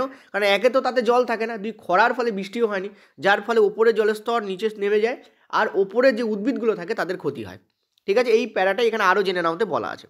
নেক্সট তোমরা যদি দেখো, মানে এখানে তোমরা যারা গ্রাম বাংলার ছেলেপিলে তাদের খুব একটা প্রবলেম হবে না, যারা হাতে কোদাল কাস্তে ধরেছো তারা মোটামুটি এই ব্যাপারগুলো জানো। সো এটাকে বাস্তববাদী দৃষ্টি দিয়ে তোমরা মোটামুটি পড়ো, দেখবে খুব একটা অসুবিধা একদম নেই, চ্যাপ্টার খুবই ইজি। আমার পড়াতে সময় লাগছে কারণ ওকে পুরো চ্যাপ্টারটা পড়াতে হচ্ছে, বোঝাতে হচ্ছে, কিন্তু তোমরা যদি একবার রিভাইজ দাও এই চ্যাপ্টারটার মধ্যে কিছু নেই তেমন, কিন্তু ইনফরমেশন আছে, তোমাকে এটা মনে রাখতে হবে। যেমন সবুজ শৈবালের ব্যাপারটা, যেমন সিম্বগোত্রী উদ্ভিদের ব্যাপারটা, যেমন ওপর দিকে আমি কয়েকটা পয়েন্ট তিনটে করে দাগিয়ে দিয়েছি, যেমন ভার্মি কম্পোস্ট, এগুলো তোমাদের একটু মনে রাখতে হবে। নেক্সট কী বলছে দেখো, ভারতবর্ষে বিভিন্ন ধরনের জলসম্পদ এবং অত্যন্ত বৈচিত্র্যপূর্ণ জলবায়ু রয়েছে, তাই না? আমরা যেমন খাল বিলের জল ব্যবহার করতে পারি, বৃষ্টির জল ব্যবহার করতে পারি, তেমন পাম্পের মাধ্যমে, শ্যালোর মাধ্যমে কিন্তু জল ব্যবহার করতে পারি। এই জন্য বিভিন্ন ধরনের জলসম্পদের কথা বলা হয়েছে। এই পরিস্থিতিতে জলসম্পদের প্রতুলতার উপর, অর্থাৎ বেশি পরিমাণ জলসম্পদ কোথায় আছে তার উপর কিন্তু কৃষি জমিতে জল সরবরাহ করার জন্য বিভিন্ন ধরনের জলসেচ পদ্ধতি তোমাদের আছে। যেমন কুয়ো, আমরা জানি খননকূপ আর নলকূপ বলে দুটো কথা হয়। খননকূপ কি? তুমি ডিপ অবধি খুঁড়ে গেলে, ফলে মাটির নিচে জলস্তর উঠে এলো, সেখান থেকে তুমি জল নিয়ে কী করছো, তুমি এতে দিচ্ছ, চাষে দিচ্ছ। আর কি হয়, তুমি কূপ খনন করলে পাইপের মাধ্যমে, নলকূপ, নল কাকে বলা, নলের মাধ্যমে যখন তুমি জল তুলে নিয়ে আসছো, যেটা হচ্ছে আমাদের টেপা কল বা আমাদের বাড়িতে যে সমস্ত কল থাকে তার কথা বলছে। ঠিক আছে, শ্যালো ওয়াটার, ওকে, শ্যালো জল, মানে শ্যালো দিয়ে জল তুলে আনা। তো ভূনিম্নস্থ জলস্তর এইভাবে করা হয়েছে, এই পার্টটা তোমরা পড়ে নিয়ে বুঝতে পারবে। নেক্সট হচ্ছে খাল। আমরা জানি খাল হচ্ছে এমন জিনিস, দেখো খাল কী করে তৈরি করা সেটা একটু বলে দিই। ধরো এখানে একটা বড় নদী আছে, এখানে একটা বড় কী আছে, নদী আছে, সেই নদীর সঙ্গে কি করা হয়, বড় নদী আছে, এক মিনিট, হ্যাঁ, বড় নদী আছে, ধরো এই নদী থেকে একটা খাল এদিকে আনা হলো, সেই খালকে আবার কয়েকটা পার্টে ভাগ করে দেওয়া হয়, সেই ভাগগুলোকে আবার কয়েকটা পার্টে ভাগ করা হয়, এবং ধরো এখানে ধরো জমিটা রয়েছে, এই ভাগগুলো থেকে আবার সরু সরু জলধারা কী হয়, সেই জমিতে ঢুকে যায়। অর্থাৎ খালকে কিছু কিছু পার্টে ভাগ করে করে করে করে করে করে কী করা হয়, আল দিয়ে দিয়ে জমির মধ্যে দিয়ে চাষ নিয়ে যাওয়া হয়, যাতে জমির প্রত্যেকটা অংশে কী থাকে, এই ধরনের তোমাদের জল যাতে যোগান পায়। ঠিক আছে, এবং নদী থেকে উত্তোলন করেও কিন্তু আমরা জলের ব্যবস্থা করতে পারি, দেখো নিচে রয়েছে তোমাদের। ঠিক আছে, তো এই হচ্ছে তোমাদের পুরো ব্যাপার। আরেকটা ইম্পর্টেন্ট জিনিস যেটা এনসিইআরটিতে তোমাদের দেওয়া আছে এবং রেলেও প্রশ্ন পড়েছিল, যে বাঁধ কেন নির্মাণ করা হয়। আমি সেখানে বলেছিলাম যে মূলত জলসেচ আর জল সংরক্ষণ। তো মনে রাখবে, বাঁধ তৈরি করার মেন উপায়টা এই জায়গায় দেওয়া আছে, কেন করা হয় এই জায়গায় তোমাদের দেওয়া আছে, যে মেন কারণ হচ্ছে কি, ভূগর্ভস্থ জলস্তরের উচ্চতা বৃদ্ধি পায় বাঁধগুলোর মধ্যে। যখন তুমি ধরো, আমি তোমাদের ওখানেও বলেছিলাম এই কথাটা, যে বাঁধ যখন দিচ্ছ তখন কী হয়, তুমি নদীর জলকে ঢুকিয়ে দিচ্ছ, দিয়ে নদীর জলকে আটকে রাখছো, অল্প জায়গার মধ্যে যখন বেশি পরিমাণ জল আটকায় তখন তার হাইট বেড়ে যায়, আর সেই হাইটে কী থাকে, বলো কি থাকে, স্মৃতিশক্তি থাকে। যখনই তুমি ওদিকে ফুটো করে জল ছাড়ছো তখন হুড় করে জল বেরিয়ে আসছে, জমিতে চলে যাচ্ছে, ঠিক আছে? অর্থাৎ স্মৃতি গতিতে পরিণত হচ্ছে, গতিশক্তিতে কনভার্ট হচ্ছে। এটা তোমরা জানো ড্যাম বা বাঁধ কী করে তৈরি হয়। নেক্সট হচ্ছে কৃষি চাষের শস্য চাষের ধরন। দেখো এইখানে ইম্পর্ট্যান্ট, এই প্যারাটা খুব ইম্পর্ট্যান্ট। মিশ্র চাষ পদ্ধতি কাকে বলা হয়? মিশ্র চাষ পদ্ধতি হচ্ছে সেই চাষ পদ্ধতি যেখানে দুই বা ততোধিক শস্য একই জমিতে একই সাথে চাষ করা হয়, যেমন গমের সাথে ছোলা, গমের সঙ্গে সরিষা, বাদামের সাথে সূর্যমুখী। এই চাষটা খুব দেখা যায়, ঠিক আছে? তো এটি কৃষকদের ফসলের ক্ষতিজনিত ঝুঁকি হ্রাস করে। অর্থাৎ যদি একটা গাছ মরেও যায় আর একটা গাছ বেঁচে থাকা মানে একই তুমি সময় দিচ্ছ, একই পরিশ্রম দিচ্ছ, ফলে তোমার গায়ে লাগবে না, ঠিক আছে? এটাই বলা হয়েছে এখানে। নেক্সট এটি চলো নিচের দিকে যাবো আমরা। ইন্টারক্রপিং পদ্ধতি কাকে বলা হয়েছে? এটা খুব ইম্পর্ট্যান্ট। ইন্টারক্রপিং পদ্ধতি কাকে বলা হয়েছে?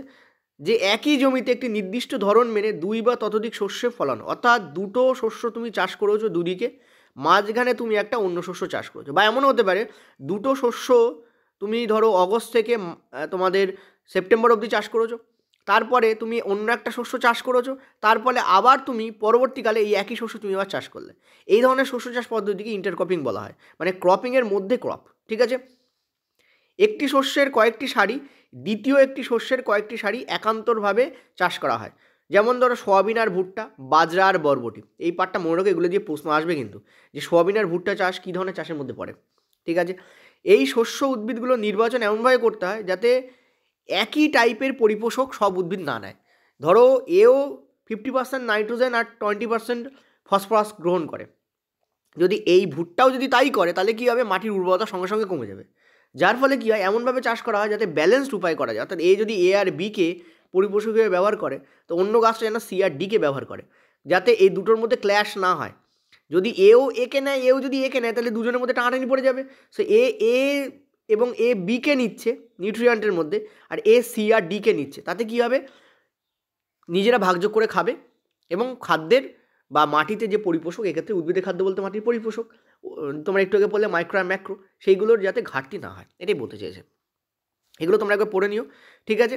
কারণ এই সরবরাহ যদি বন্ধ হয়ে যায় তাহলে কিন্তু কীটপতঙ্গ এবং রোগের সংক্রমণ বেড়ে যাবে, সেটা যাতে প্রতিরোধ করা যায় সেটাও দেখা জরুরি, ঠিক আছে? এবার দেখো নিচে আরেকটা জিনিস বলেছে হুইচ ইজ ভেরি ইম্পর্ট্যান্ট। এইভাবে চাষ করা হয়, দেখতে পাচ্ছ বাঁধাকপি এখানে দেওয়া হয়েছে, মাঝখানে অন্য কোনো ফসল দেওয়া হয়েছে আর তার নিচে অন্য কোনো ফসল দেওয়া হয়েছে, ঠিক আছে? একে বলে ইন্টারক্রপিং। ওকে, এগুলো তোমরা একবার পড়ে নিও, এখানে তেমন খুব ইম্পর্টেন্ট কিছু নেই, বাট একবার পড়ে রেখো, কারণ লাইন যদি তোমাদের জানাশোনা থাকে তাহলে উত্তর দিতে সুবিধা হয়। নেক্সট বলছে দেখো, শস্যের সুরক্ষার ব্যবস্থাপনা ইম্পর্ট্যান্ট। তোমরা দেখবে যে শস্য বীজ ভালো আনলাম, ভালোভাবে পরিচর্যা করলাম, ভালো ফসল হলো, কিন্তু যখন আমরা তাকে গুদামজাত করছি তখন কিছু ফ্যাক্টর চলে আসে যার কারণে ভালো ফসলও নষ্ট হয়ে যায়। তো যেমন এটা কৃষি জমি যে পরিচর্যা সেখান থেকে শুরু হয়। আমরা দেখেছি, আমরা যখনই, যেমন আমার বাড়িতেও, গ্রামের বাড়িতে আমার আম গাছ পোঁতা আছে, তো প্রত্যেক 3 মাস অন্তর তার আগাছা পরিষ্কার করতে হয়। কেন? কারণ তার জমিতে যদি বেশি আগাছা হয়ে যায় তাহলে কী হয়, তারা ওই পরিপোষকগুলোকে নিয়ে নেয়, যার ফলে মূল গাছটা পরিপোষক পায় না, কারণ ওরা তো দ্রুত বৃদ্ধি পায়, আর মূল গাছ মানে যেগুলো বড় গাছ তারা আস্তে আস্তে বৃদ্ধি পায়, ফলে তারা আস্তে আস্তে পরিপোষক নেয়। আর ওরা যদি দ্রুত বৃদ্ধি পায় এবং সংখ্যায় বেশি হয়, ওরা কী করে, দ্রুত পরিপোষক টেনে নিচ্ছে, যার ফলে মাটিতে উর্বরতা কমে যায়। এই জন্য মোটামুটি মনে রাখবে 4x4 একটা স্কোয়ার ফিটে একটা গাছ পুঁতলে তার 4x4 স্কোয়ার ফিটে জায়গা পরিষ্কার রাখতে হয়, যাতে তার মধ্যে কোনো আগাছা তেমনভাবে না হয়, এটা ইম্পর্টেন্ট। এবার আগাছার কিছু নাম দিয়েছে, এই নামগুলো কিন্তু ইম্পর্টেন্ট, রেল প্রশ্ন এখান থেকে দিতে পারে। চলো দেখে নিই কী কী নাম এখানে রেল দিয়েছে, মানে এনসিইআরটি দিয়েছে। সেগুলো হচ্ছে তোমাদের জেনথিয়াম, যেমন একটা আগাছার মধ্যে পড়ে, সেটা হচ্ছে অনভিপ্রেত শব্দের অর্থ কি, যেগুলো দরকার নেই। পার্থেনিয়াম, সাইপেরিনাস, রোটান্ডাস, এগুলো হচ্ছে তোমাদের কিছু কিছু আগাছা। এরা খাদ্য, বাসস্থান এবং আলোকের জন্য শস্য উদ্ভিদের সঙ্গে প্রতিযোগিতায় অংশগ্রহণ করে, মানে এরা ওদেরকে পেতে দেয় না, ওদের গা বেয়ে উঠে যাবে, উঠে গিয়ে উপরে উঠে যাবে, গিয়ে কী করবে, ওদের গায়ের সঙ্গে লিপ্টে দাঁড়িয়ে থাকবে, যাতে কী হবে, ওরা যাতে পায় এরা যাতে না পায়। অনেকটা সেই ছোটোবেলায় আমরা যেমন ব্যাগ রাখা নিয়ে বেঞ্চিতে ঝগড়া করতাম, এরাও তেমনটা করে, ঠিক আছে? চলো নেক্সট কী বলেছে দেখো।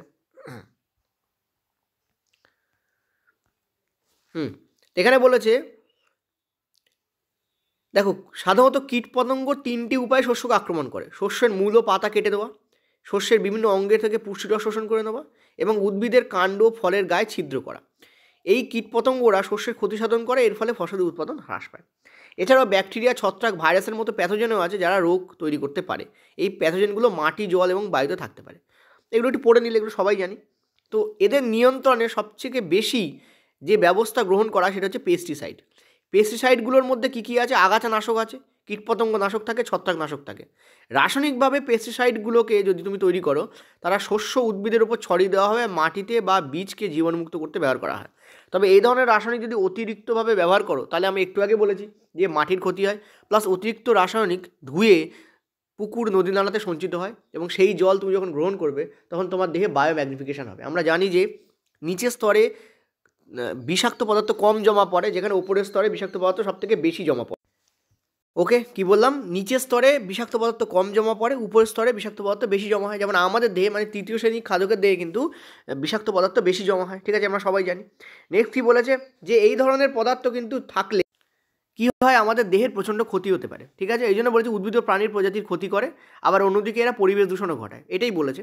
তো যান্ত্রিক পদ্ধতিতে আগাছা দূরীকরণও সম্ভব। এক্ষেত্রে বীজ তোলা তৈরি, সঠিকভাবে বীজ বপন, ইন্টারক্রপিং, শস্য পর্যায়ের মতো প্রতিরোধ পদ্ধতি ব্যবহার করা যেতে পারে, ঠিক আছে। কিছু কিছু গাছ আছে যারা আগাছা বাড়তে দেয় না, ঠিক আছে, তো এই ধরনের গাছকে তুমি পুঁততে পারো। আর কিছু পেস্ট প্রতিরোধক পদ্ধতির মধ্যে রয়েছে পেস্ট প্রতিরোধকক্ষম ভ্যারাইটির ব্যবহার, গ্রীষ্মকালীন ভূমিকর্ষণ। গ্রীষ্মকালে যদি গভীরভাবে ভূমিকর্ষণ করা হয় তাহলে বিভিন্ন আগাছা ও পেস্ট কী হয়? নষ্ট হয়ে যায়, ঠিক আছে। এগুলোকে একবার ছোটো করে পড়ে রেখো, রেল কিন্তু স্টেটমেন্ট বেস প্রশ্ন এখান থেকে দিয়ে দিতে পারে। চলো আমরা নিচের দিকে যাব। যেমন এবার এই বলেছে দেখো প্রাণীজ পণ্যের পুষ্টিমূল্য। তুমি দেখতে পাচ্ছ গরুর দুধে স্নেহ পদার্থ মানে চর্বি তোমাদের 3.6 থাকে শতাংশে হার পার্সেন্ট, প্রোটিন থাকে 4 আর শর্করা থাকে 4। তো দেখতে পাচ্ছ গরুর দুধে কিন্তু কার্বোহাইড্রেট থাকে না কিন্তু তা নয়, এবং বাকিরাও দেখতে পাচ্ছ কী কী তোমাদের ভিটামিন থাকে দুধে। তো এটা পেলাম। ডিমে কী কী থাকে? দেখো 12% থাকে। তুমি একটা কথা ভালো করে ভাবো, ডিমে সবথেকে বেশি কিন্তু প্রোটিন আর ফ্যাট দেখতে পাচ্ছ এখানে, কোনো শর্করা কিন্তু ডিমে নেই। ওই জন্য ডিম, মাছ আর মাংস ইম্পর্টেন্ট। আরেকটা জিনিস ভালো করে দেখো, মাছে কিন্তু চর্বি কম, প্রোটিন বেশি থাকে পার্সেন্টেজে, ঠিক আছে। সব আশা করি বুঝতে পারছো যে কতটা ইম্পর্ট্যান্ট এই জিনিসগুলোকে খাওয়া। দুধ, ডিম, মাংস, মাছ, এই তিনটে জিনিসকে তুমি যদি ভালো করে ব্যবহার করতে পারো তাহলে খুবই কিন্তু ইম্পর্ট্যান্টভাবে এটা কাজ দেয়। রিয়েলি সরি, হট করে ভিডিওটা একটুখানি তোমাদের স্টপ হয়ে গেছিলো। চলো আবার শুরু করা যাক। দেখো ওইখানে আমরা পড়লাম যে দুধে কী কী থাকে, ডিমে কী কী থাকে। তো যদি বলে প্রোটিনের পরিমাণ কোথায় বেশি, তো ক্লিয়ারলি দেখতে পাচ্ছ ডিমের সবথেকে তোমাদের মাছে সবথেকে প্রোটিনের পরিমাণ, না মাংসে সবথেকে প্রোটিনের পরিমাণ বেশি হয়। আর যদি বলে স্নেহ পদার্থ কোথায় সবথেকে বেশি, তো ডিমে সবথেকে বেশি। ক্লিয়ারলি দেখতে পাচ্ছ ডিমে তোমাদের 12% আর প্রোটিনের পরিমাণ মাংসে সবথেকে বেশি, ঠিক আছে। ব্যাস গেল। এবার যদি আমরা নিচে আসি, খাদ্যশস্যের মজুতকরণ, এর ওপর বেস করে রেল কিন্তু প্রশ্ন দিয়েছিল, ঠিক আছে। দেখো সজীব প্রভাবক কী কী আছে? পতঙ্গ, ইঁদুর, ছত্রাক, মাইট, ব্যাকটেরিয়া, এরা কী করে? খাদ্যকে নষ্ট করে, খাদ্যশস্যকে নষ্ট করে। আর জড় প্রভাবক কী কী? যেমন হচ্ছে আর্দ্রতা এবং তাপমাত্রার অভাব, ঠিক আছে। সঠিক পরিমাণ যদি আর্দ্রতা এবং তাপমাত্রাকে তুমি যদি মেনটেন না করতে পারো তাহলে সেক্ষেত্রে কিন্তু গাছের ক্ষতি হয়, মানে যে মজুত করা শস্য তার কিন্তু ক্ষতি হয়, ঠিক আছে। তো এখানে বলেছে দেখো এই সমস্ত প্রভাবকগুলো শস্যের গুণমান, ওজন, অঙ্কুরোদ্গমের ক্ষমতা হ্রাস করে এবং শস্য বিবর্ণ করে দেয়। এর ফলে শস্যের বাজারজাতকরণের সমস্যা সৃষ্টি হয়। খাদ্যশস্য সঞ্চয়ের জন্য গুদাম ঘরে সুসংবদ্ধ ব্যবস্থাপনা এবং সঠিক পরিচর্যার দরকার এইসব প্রভাবগুলোকে নিয়ন্ত্রণ করার জন্য, ঠিক আছে। বেসিক্যালি এত কঠিন বাংলা পড়তে সত্যি অসুবিধা হয়, ঠিক আছে। এখানে বলেছে দেখো প্রভাবকগুলোকে প্রতিহত করার জন্য উপযুক্ত প্রতিরোধক নিয়ন্ত্রণ ব্যবস্থা নেওয়া উচিত। এগুলোর মধ্যে কী কী রয়েছে এইগুলো ইম্পর্টেন্ট। কী কী রয়েছে দেখো, মজুতকরণের পূর্বেই ফসলকে ভালো করে পরিষ্কার করা। তুমি যদি মাটি লেগে আছে এমন ফসলকে যদি তুমি রেখে দাও তাহলে কী হবে? ওই মাটিতে কিন্তু অণুজীব থাকে, তারা কিন্তু ক্ষতি করতে পারে, ব্যাকটেরিয়া থাকে।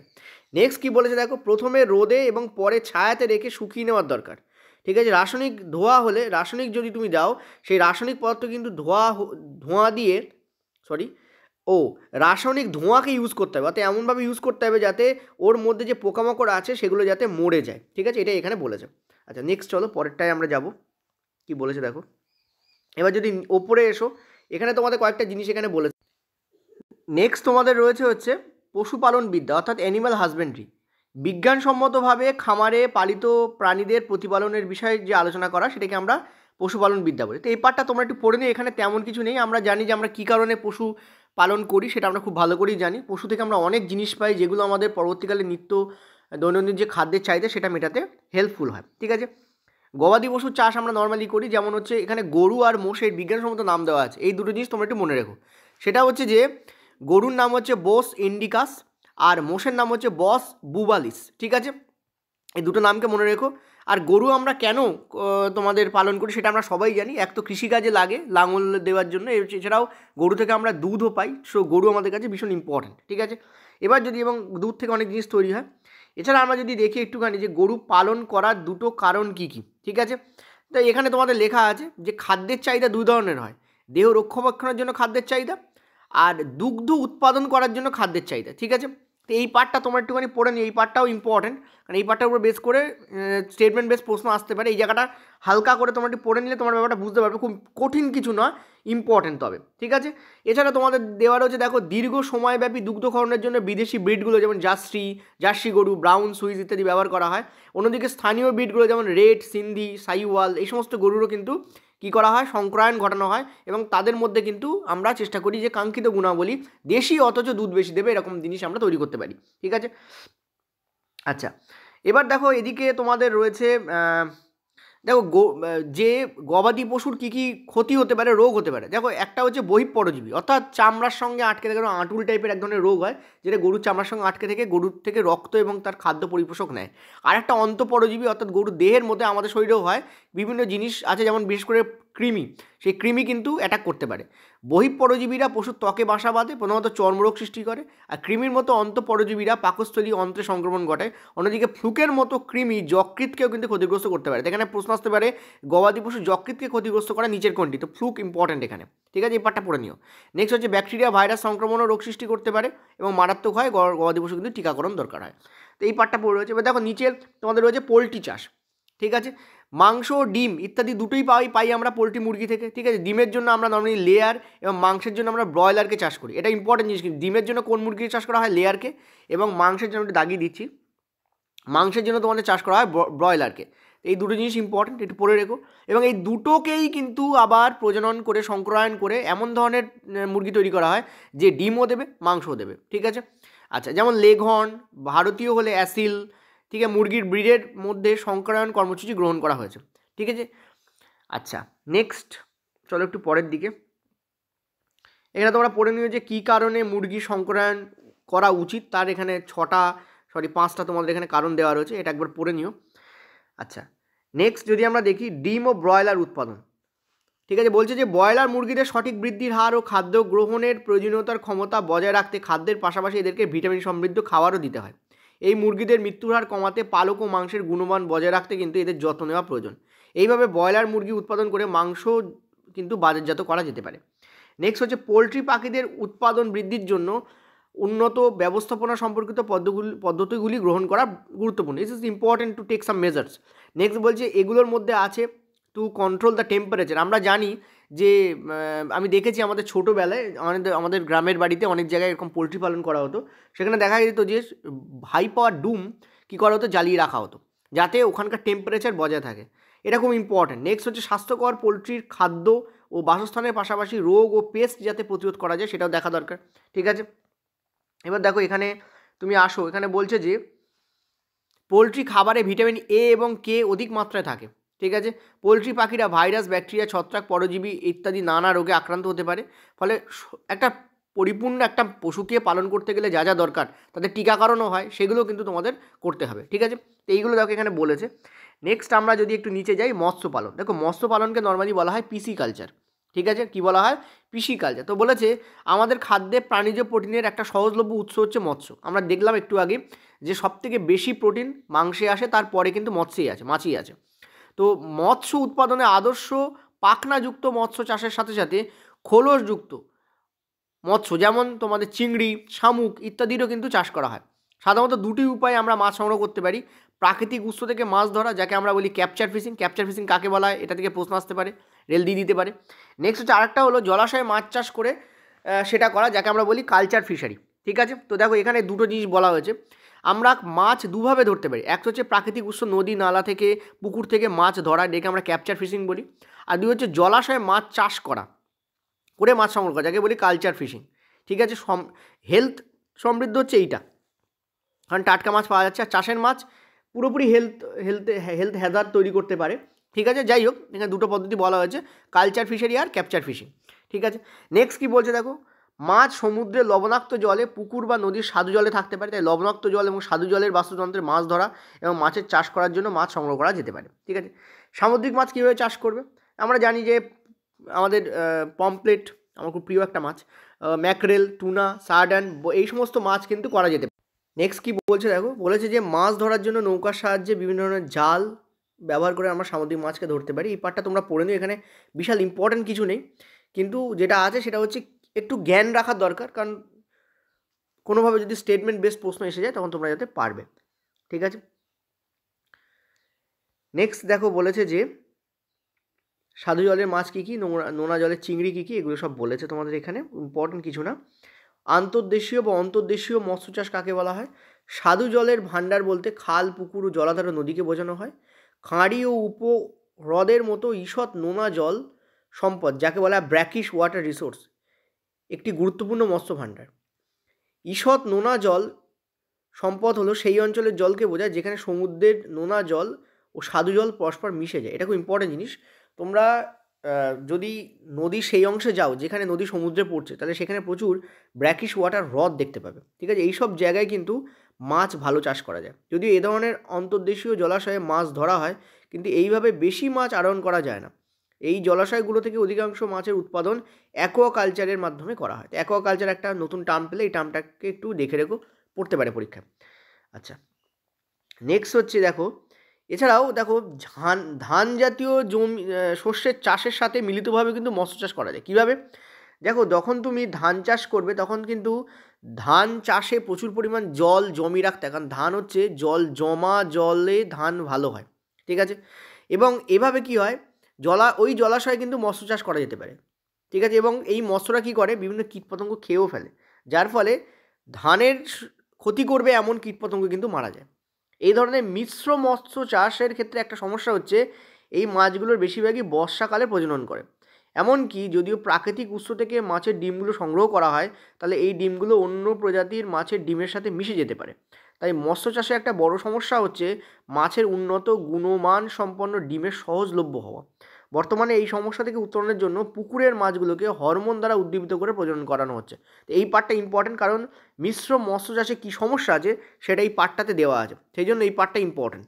মিশ্র মৎস্য চাষ কাকে বলা হয়? যখন তুমি বিভিন্ন টাইপের মৎস্যকে একসাথে করে চাষ করবে তাকে বলা হয় মিশ্র মৎস্য চাষ। তার অসুবিধা কী এখানে তোমাদের দেখানো হলো।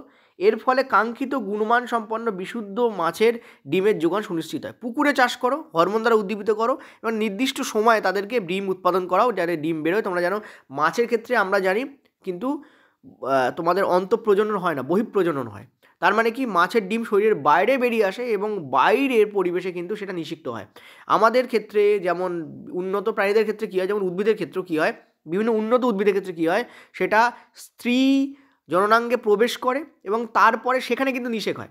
যেমন মানুষের ক্ষেত্রে ফিলোপিয়ান টিউবে হয়, উদ্ভিদের ক্ষেত্রে কোথায় হয়, মানে গর্ভাশয়ে হয়। সেরকমই মাছের ক্ষেত্রে হওয়া দরকার ছিল, কিন্তু মাছের ক্ষেত্রে সেটা হয় না। মাছের ক্ষেত্রে কী হয়, ডিম্বন এবং শুক্রাণু স্ত্রী এবং পুরুষ মাছ থেকে যথাক্রমে সেটা বাইরে বেরিয়ে আসে এবং বহিঃপরিবেশে তাদের নিষেক ঘটে। ঠিক আছে, নেক্সট কী বলছে দেখো, হুইচ ইজ ভেরি ইম্পর্ট্যান্ট। সেটা হচ্ছে যে মৌমাছি প্রতিপালন। মৌমাছি প্রতিপালন ভীষণ ইম্পর্ট্যান্ট, এটার উপর বেশ করে প্রশ্ন এসছে। ঠিক আছে, কিন্তু সেই প্রশ্নটা এক্স্যাক্টলি এখানে নেই। এটা আমি তোমাদের আগের দিন, কালকেই সম্ভবত আমার যে এক্সপেক্টেড কোশ্চেন সেখানে আমি করিয়েছিলাম। তো কী বলছে দেখো, মধুর ব্যাপক ব্যবহারের কারণে মধু উৎপাদনের জন্য মৌমাছি প্রতিপালনও কিন্তু একটা কৃষি উদ্যোগে পরিণত হয়েছে। কারণ মৌমাছি প্রতিপালন করলে আমরা মোম পাই, মৌ পাই, মানে মধু পাই, ইত্যাদি জিনিসও পাই।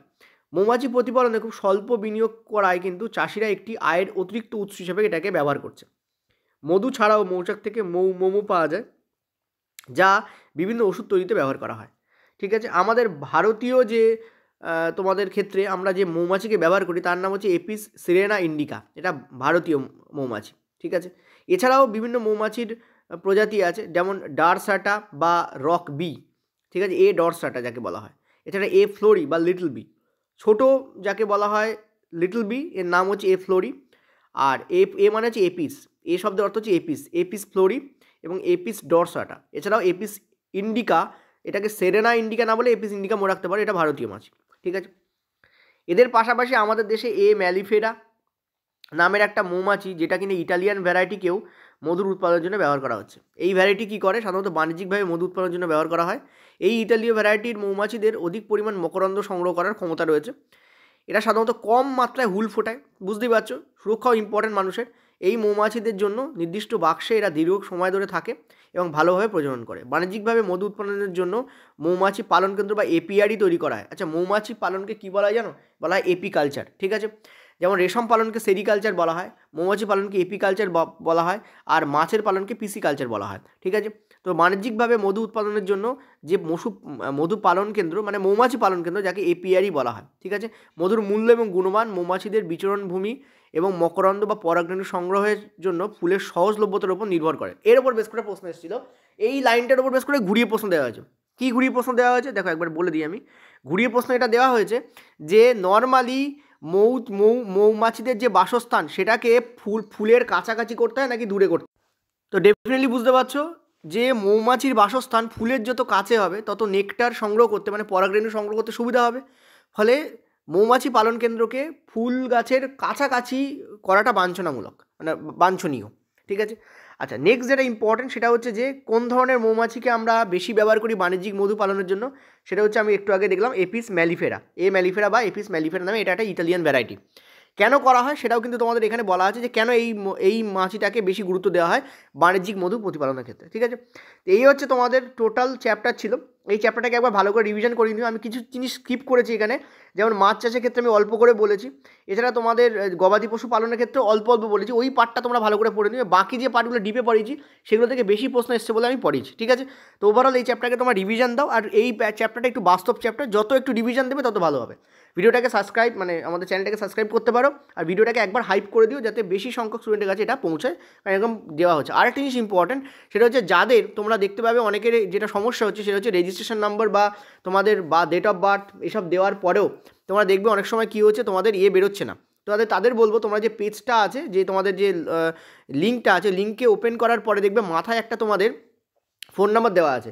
ওই ফোন নাম্বারে তোমরা কল করলে কিন্তু এই সমস্যার সমাধান হয়। তবে বারবার কল করতে যেও না, ঠিক আছে, ওয়েট করে যাও। অনেক সময় রেল নিজেও বলছে যে যদি তোমার না হয় তার মানে এটা দাঁড়াচ্ছে যে তোমার কিন্তু দেরি আছে। এবং কিন্তু যাদের SMS-এ বলে দিয়েছে যে পরীক্ষা অথচ তাদের বেরোচ্ছে না, তারাও কিন্তু ডাইরেক্ট ওই নম্বরে ফোন করতে পারে। তোমাদের যে লিঙ্ক দেওয়া হচ্ছে, তোমাদের যে এক্সাম সিটি দেখার বা তোমাদের যে অ্যাডমিট কার্ড ডাউনলোড করার যে অ্যাকচুয়ালি লিঙ্ক, সেই লিঙ্কের মাথায় দেখবে একটা হেল্পলাইন নাম্বার আছে। ওই নাম্বারটাকে নিয়ে তোমরা ডাইরেক্ট কল করতে পারো, সাড়া দেওয়া হয়। 11টার পরে করলে নর্মালি সাড়া দেওয়া হচ্ছে, ঠিক আছে। কয়েকজন স্টুডেন্ট আমাদের বললো যে তারা এটা করে সাড়া পেয়েছে, তো তোমরা এই ব্যাপারটা করতে পারো, ঠিক আছে। তো এই হচ্ছে টোটাল ব্যাপার তোমাদের দেওয়া হয়েছে। এছাড়াও তোমরা জানো তোমাদের কিন্তু 15 তারিখ বা 16 তারিখের মনে হয় তোমাদের এক্সাম সিটি বেরিয়ে গেছে, ঠিক আছে। অর্থাৎ 12 তারিখের পরে অর্থাৎ সেকেন্ড ফেজের কিন্তু দেওয়া হচ্ছে এবার আস্তে আস্তে, ঠিক আছে। সেটাও তোমরা কিন্তু একবার চেক করতে পারো। এই হচ্ছে পুরো ব্যাপার থাকলো, পুরো চ্যাপ্টার তোমাদের পড়ানো হলো। Thank you.